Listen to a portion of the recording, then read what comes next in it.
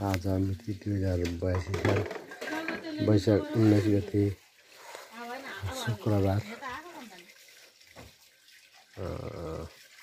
हाम्रो घरमा यतिखेर 12:30 बजिसक्यो। हाम्रो बाउजू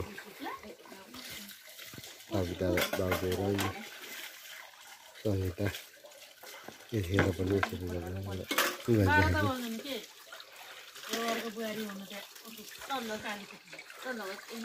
होइन हौ, पछि आउँदाखेरि पनि अर्को आउँदा बुहारी पनि यसै गर्छ नि त।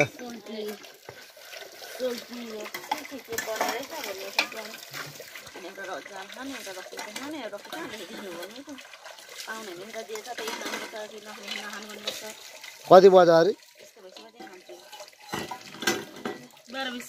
12:20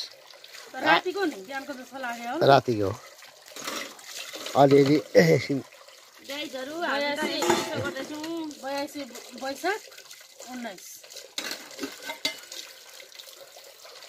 पछि लाखेन नि यो तिमीहरूको कस्तो हुँदो रहेछ भनेर चाहिँ बाबुआमाले भन्थे उहिले।